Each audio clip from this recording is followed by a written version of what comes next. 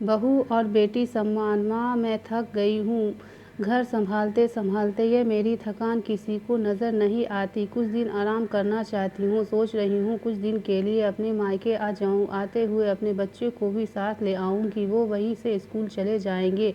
आखिर एक ही शहर में ससुराल और मायका होने का कुछ तो फ़ायदा मिले। नम्रता ने फ़ोन पर अपनी माँ से कहा।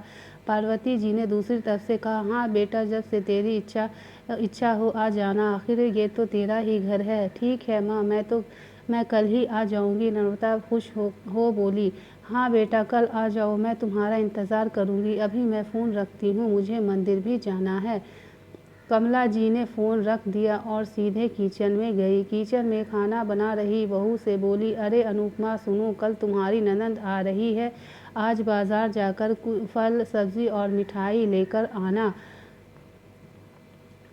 बेचारी मेरी बेटी ससुराल में नौकरों की तरह काम करती है और इस पर कोई ध्यान ही नहीं देता। यहाँ आएगी, कुछ दिन रहेगी तो उसका मन और तबीयत अच्छा रहेगा।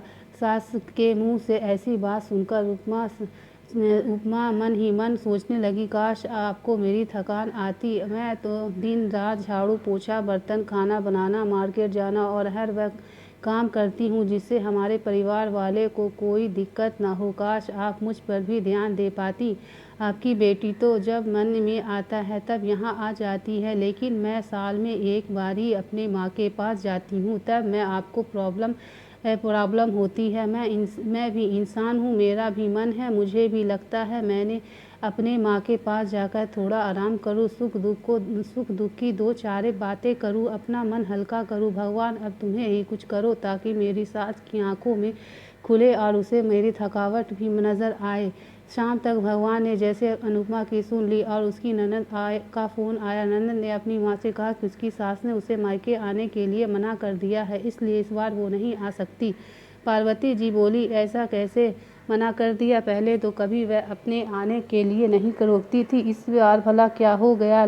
लाओ मेरी बात कराओ उसने, मैं समझाती हूँ।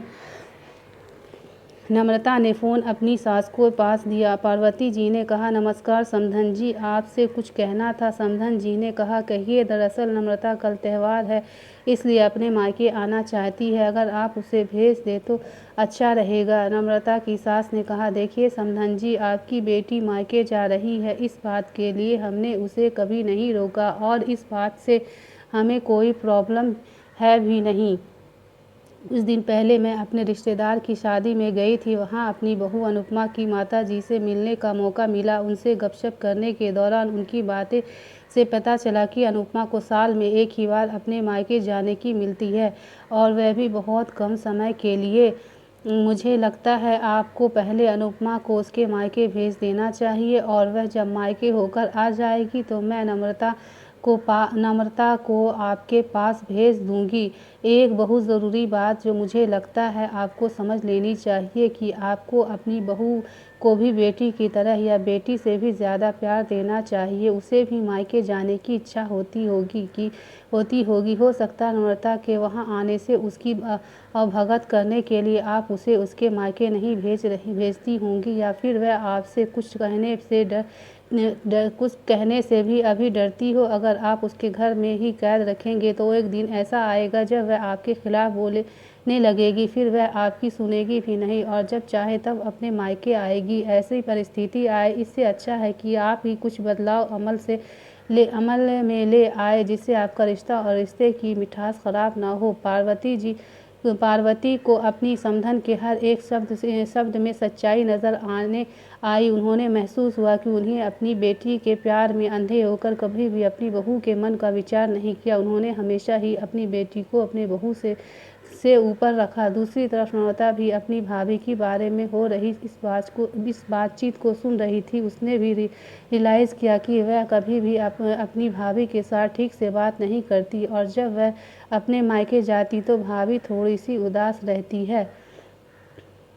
पार्वती जी ने अपनी बहू को बुलाया और उसे कहा कि अनुपमा कुछ दिन के लिए नम्रता नहीं आने वाली है, इसलिए पहले तुम अपने मायके होकर आओ।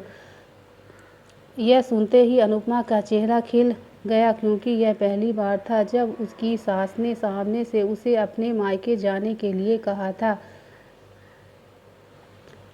अगले दिन अनुपमा अपने मायके गई और इस बार 1-2 दिन नहीं, पूरे हफ्ते भर रह कर आई। अपने माँ बाप से, अपने रिश्तेदार से मिलकर आई और जब वह लौटकर आई तो उसका चेहरा खिला हुआ था, उसकी आंखें चमक रही थी। अनुपमा के आने के बाद नम्रता भी अपने मायके आई और इस बार वो खुद सामने से अपनी भाभी से खुशी खुशी मिली और अच्छे से बात की। नम्रता ने अपनी माँ से बात करके उन्हें भी अच्छे से समझाने में मदद की कि वह वहाँ ना कहीं अनुपमा के साथ गलत व्यवहार कर रहे थे। दूसरी तरफ अनुपमा अपने ससुराल वालों के बदले रवैया से बहुत खुश थी। अब वह खुशी खुशी सबका ध्यान रखती और हर काम प्यार से करती। वह ध्यान रखती कि कोई भी ऐसा बात या काम ना करे जिससे घर में तनाव का माहौल पैदा हो। पार्वती जी अपनी बहू को खुद ही समय समय पर मायके भेज दिया करती थी। एक छोटे से बदलाव ने सास और बहू और भाभी ननद के बीच की कड़वाहट को दूर कर दिया और रिश्ते को अपने से भी ज़्यादा मीठा और मजबूत कर दिया। वीडियो पसंद आया तो चैनल को सब्सक्राइब करें, वीडियो को लाइक करें, शेयर करें।